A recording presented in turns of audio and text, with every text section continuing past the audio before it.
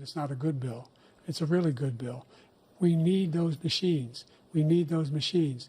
And we're coming down very hard in every country in Asia in terms of precursors for fentanyl. And Mexico is working with us to make sure they don't have the technology to be able to put it together. That's what we have to do. We need those machines. Thank you, President Biden. President Trump, and again, the question is pertaining to it. He ended Remain in Mexico. He ended catch and release. I made it catch and release in Mexico, not catch and release here. We had so many things that we had done, hard negotiations with Mexico, and I got it all for nothing. It's just like when you have a hostage. We always pay $6 billion for a hostage. Every time we say it's a hostage. Now we have a hostage, a Wall Street Journal reporter, I think a good guy, and he's over there because Putin is laughing at this guy, probably asking for billions of dollars for the reporter. I will have him out very quickly as soon as I take office. Before I take office, I said by literally as soon as I win the election, I will have that reporter out. He should have had him out a long time ago, but Putin's probably asking for billions and billions of dollars because this guy pays it every time. We had 2 cases where we paid $6 billion for 5 people. I got 58 people out, and I paid essentially nothing. Thank you, President Trump. Dana? Let's turn to concerns that voters have about each of you. President Biden, you would be 86 at the end of your 2nd term. How do you address concerns about your capability to handle the toughest job in the world well into your 80s? Well, first of all, I spent half my career being criticized being the youngest person in politics. I was the 2nd youngest person ever elected to the United States Senate, and now I'm the oldest. This guy's 3 years younger and a lot less competent. I think that just look at the record. Look at what I've done. Look how I've turned around the horrible situation he left me. As I said, 15 million new jobs, 800,000 manufacturing jobs, more investment in America, over billions of dollars in private investment in enterprises that we are growing. By the way, we brought an awful lot of people. The whole idea of computer chips, we used to have 40% of the market. We invented those chips, and we lost it because he was sending people to find the cheapest jobs overseas and to bring home a product. So I went to South Korea. I convinced Samsung to invest billions of dollars here in the United States. And guess what? Those fabs, they call them, to build these chips, those fabs pay over $100,000. You don't need a college degree for them. And there's billions, about $40 billion already being invested and being built right now in the United States, creating significant jobs for Americans from all over the world. President Biden, you have 40 seconds left. Would you like to add anything? Yeah, I would. The idea that somehow we are this failing country. I never heard a president talk like this before.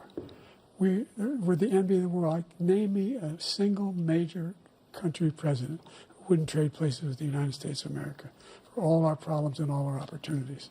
We're the most progressive country in the world in getting things done. We're the strongest country in the world. We're a country in the world who keeps our word, and everybody trusts us, all of our allies, and those who he coddles up to, from Kim Jong-un, who he sends love letters to, and Putin, etc. They don't want to screw around with us. Thank you. Former President Trump, to follow up, you would be 82 at the end of your 2nd term. What do you say to voters who have concerns about your capabilities to serve? Well, I took 2 tests, cognitive tests. I aced them, both of them, as you know. We made it public. He took none. I'd like to see him take one, just one, a real easy one. Like go through the first 5 questions. He couldn't do it. But I took 2 cognitive tests. I took physical exams every year. And, you know, we knock on wood wherever we may have wood, that I'm in very good health. I just won 2 club championships, not even senior, 2 regular club championships. To do that, you have to be quite smart, and you have to be able to hit the ball a long way. And I do it. He doesn't do it. He can't hit a ball 50 yards. He challenged me to a golf match. He can't hit a ball 50 yards. I think I'm in very good shape. I feel that I'm as in good a shape as I was 25, 30 years ago. Actually, I'm probably a little bit lighter, but I'm in as good a shape as I was years ago. I feel very good. I feel the same. But I was willing to take a cognitive test. And you know what? If I didn't do well, I aced them. Dr. Ronnie Jackson, who's a great guy when he was White House doctor. And then I took another one, a similar one. And one of them said they'd never seen anybody ace him. Thank you. President Biden? You can see he is 6'5" and only 223 pounds. or 20, 35 pounds. Well, you said 6'4", 200. Well, anyway, that's what you're. Anyway, just take a look at what he says he is, and take a look at what he is. Look, I'd be happy to have a driving contest with him. I got my handicap, which when I was vice president, down to a 6. But by the way, I told you before, I'm happy to play golf if you carry your own bag. Think you can do it? That's the biggest lie. He's a 6 handicap of all. I was an 8 handicap. Yeah. 8. Never. But I had, you know how many? I've seen you swing. I know you swing. Okay, let's not how act many like rounds you- children. President Trump, we're going to 21 turn Let's not act like children. You to are a a child. specific concern that voters have about you. Will you pledge tonight that once all legal challenges have been exhausted, that you will accept the results of this election, regardless of who wins, and you will say right now that political violence in any form is unacceptable? Well, I shouldn't have to say that, but of course I believe that. It's totally unacceptable. And if you would see my statements that I made on Twitter at the time, and also my statement that I made in the Rose Garden, you would say it's one of the strongest statements you've ever seen. In addition to the speech I made in front of, I believe, the largest crowd I've ever spoken to, and I will tell you, nobody ever talks about that. They talk about a relatively small number of people that went to the Capitol, and in many cases were ushered in by the police. And as Nancy Pelosi said, it was her responsibility, not mine. She said that loud and clear. But the answer is, if the election is fair, free, and I want that more than anybody. And I'll tell you something. I wish he was a great president, because I wouldn't be here right now. I'd be at one of my many places enjoying myself. I wouldn't be under indictment because I wouldn't have been his political opponent, because he indicted me because I was his opponent. I wish he was a great president. I would rather have that. I wouldn't be here. I don't mind being here. But the only reason I'm here is he's so bad as a president that I'm going to make America great again. We're going to make America great again. We're a failing nation right now. We're a seriously failing nation. And we're a failing nation because of him. His policies are so bad. His military policies are insane. They're insane. These are wars that will never end with him. He will drive us into World War III, and we're closer to World War III than anybody can imagine. We are very, very close to World War III, and he's driving us there. And Kim Jong-un and President Xi of China, Kim Jong-un of North Korea, all of these, Putin, they don't respect him. They don't fear him. They have nothing going with this gentleman, and he's going to drive us into World War III. You want a World War III, let him follow and win, and let Putin say, do what you want, NATO. Just do what you want. There's a thing called Article 5. An attack on one is an attack on all, and required response. The idea, I can't think of a single major leader in the world who wouldn't trade places with the job I've done and what they've done. Because we are a powerful nation. We have wonderful people. It's because of the people, not me. It's because of the American people. They're capable of anything, and they step up when they're needed. And right now, we're needed. We're needed to protect the world because our own safety is at stake. And again, you want to have a war, just let Putin go ahead and take Kyiv, make sure they move on, see what happens in Poland, Hungary, and other places along that border. Then you have a war. President Trump, as I come back to you for a follow-up, the question was, will you accept the results of this election, regardless of who wins? Just to finish what he said, if I might, Russia, they took a lot of land from Bush.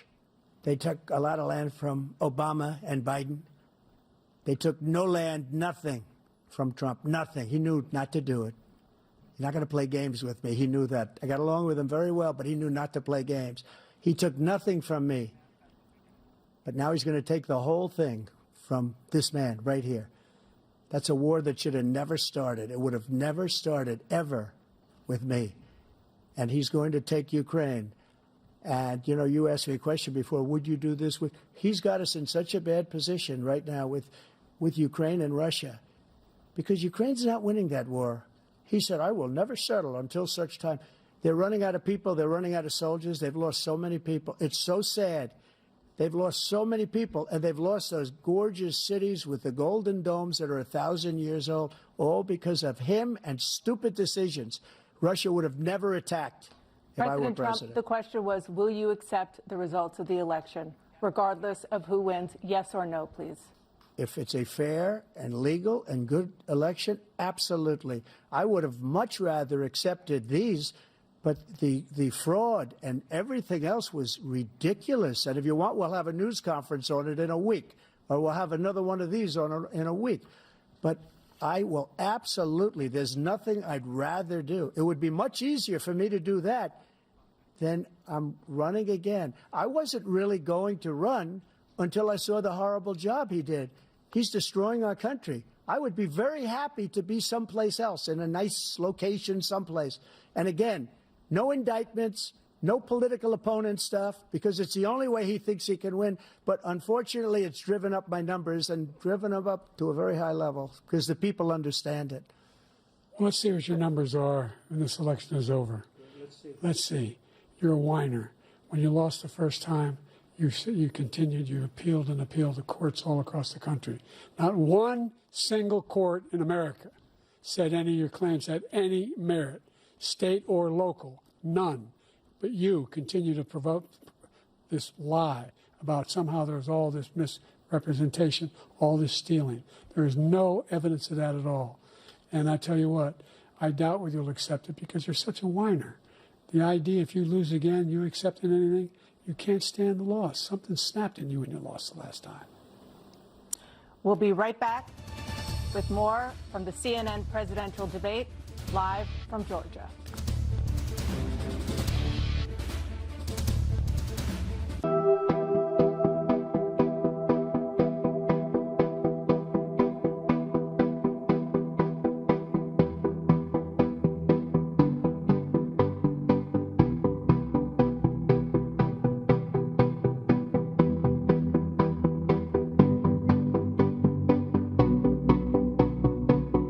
I just got a link to track a delivery. Did you get me a birthday gift? Yeah. I'd Ginny that. Why? I forgot your... With you, President Biden, you have 2 minutes. We've made significant progress from the debacle that was left by President Trump in his last term. We find ourselves in a situation where, number one, we have to make sure that we have a fair tax system. I ask anyone out there in the audience or anyone out watching this debate, do you think the tax system is fair? The fact is that I said nobody even making under $400,000 had a single penny increase in their taxes and will not. And if I'm reelected, that'll be the case again. But this guy has increased your taxes because of the deficit, number one. He's increased inflation because of the debacle he left after the way he handled the pandemic. And he finds himself in a position where he now wants to tax you more by putting a 10% tariff on everything that comes into the United States of America. What I did, when, for example, he wants to get rid of the ability of Medicare for us to be able to negotiate drug prices with the big pharma companies. Well, guess what? We got it down to $35 for insulin instead of $400. No more than $2,000 for every senior, no matter how much prescription they need. You know what that did? That reduced the federal debt by $160 billion over 10 years because the government doesn't have to pay the exorbitant prices. I'm going to make that available to every senior all along, it's happening now, and everybody in America. He wants to get rid of that. I'm going to make sure that we have child care. We're going to significantly increase the credits people have for child care. I'm going to make sure we do something about what we're doing on lead pipes and all the things that are causing health problems for people across the country. We're going to continue to fight to bring down inflation and give people a break. Thank you, President Biden. President Trump, you now have 2 minutes for your closing statement. Like so many politicians, this man is just a complainer. He said, we want to do this, we want to do that, we want to get rid of this tax, that tax. But he doesn't do anything. All he does is make our country unsafe by allowing millions and millions of people to pour in. Our military doesn't respect him. We look like fools in Afghanistan. We didn't stop Israel, it was such a horrible thing that would have never happened. It should have never happened. Iran was broke. Anybody that did business with Iran, including China, they couldn't do business with the United States. They all passed. Iran was broke. They had no money for Hamas or Hezbollah, for terror, no money whatsoever. Again, Ukraine should have never happened. He talks about all this stuff, but he didn't do it. For 3.5 years, we're living in hell. We have the Palestinians and we have everybody else rioting all over the place. You talk about Charlottesville. This is 100 times Charlottesville, 1,000 times. The whole country is exploding because of you, because they don't respect you, and they have to respect their president, and they don't respect you throughout the world. What we did was incredible. We rebuilt the military. We got the largest tax cut in history, the largest regulation cut in history. The reason he's got jobs is because I cut the regulations that gave jobs, but he's putting a lot of those regulations back on. All of the things that we've done, nobody's never seen anything like. Even from a medical standpoint, right to try, where we can try space-age materials instead of going to Asia or going to Europe and trying to get when you're terminally ill. Now you can go and you can get something. You sign a document. They've been trying to get it for 42 years. But you know what we did for the military was incredible. Choice for our soldiers, where our soldiers, instead of waiting for 3 months to see a doctor, can go out and get themselves fixed up and readied up and take care of themselves, and they're living. And that's why I had the highest approval rating in the history of the VA. So all of these things, we're in a failing nation, but it's not going to be failing anymore. We're going to make it great again. Thank you, former President Trump, President Biden. Stay with us because we have full analysis of this debate. Anderson Cooper and Erin Burnett starts now on CNN.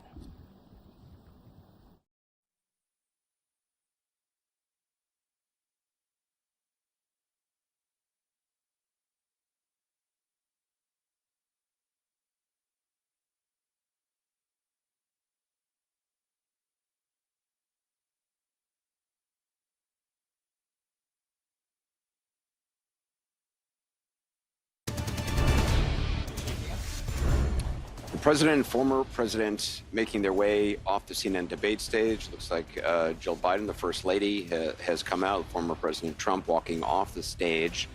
The first debate of the 2024 campaign and the earliest presidential debate ever now in the books and in front of the voters. Tonight, along with Erin Burnett, the first word on what those voters might make of it from our political professionals, from our CNN Flash Poll and Swing State Focus Group. We'll be talking to surrogates, including Vice President Harris, getting fact checks from our Daniel Dale, and new reporting from inside both campaigns. With me here, CNN political commentator Scott Jennings, Kate Bedingfield, David Urban, Van Jones, Alyssa Farr Griffin, and Newsnight anchor Abby Phillip, and David Axelrod, and CNN Chief National Correspondent John King. John, let me start with you. Your thoughts? Anderson, this was a game-changing debate in the sense that right now, as we speak, there is a deep, a wide, and a very aggressive panic in the Democratic Party. It started minutes into the debate, and it continues right now. It involves party strategists, it involves elected officials, it involves fundraisers. And they're having conversations about the president's performance, which they think was dismal, which they think will hurt other people down the party in the ticket, and they're having conversations about what they should do about it. Some of those conversations include, should we go to the White House and ask the president to step aside? Other of the conversations are about, should prominent Democrats go public with that call? Because they feel this debate was so terrible. They do say, in moments in the debate later, the president got better and got his footing, but then at the end, even his closing statement was a little halting. The contrast between the two candidates. Let me be clear. None of them, and a lot of Republicans, don't think Donald Trump had a great night. Donald Trump broke the fact-check machine more than I can count tonight. That will be on the record as we go forward. He refused to answer some very specific and direct questions about his conduct, about January 6th and what all. So that will be dealt with out there. And sometimes there's a parallel universe between the political elites and the American people. It'd be nice to see what the voters say. But I can tell you, it started minutes in. It started with the first couple of answers, and it has continued throughout the night from a, oh, my God, oh, my God, oh, my God, to what do we do about this? And it involves very senior people in the Democratic Party, including elected officials, saying we have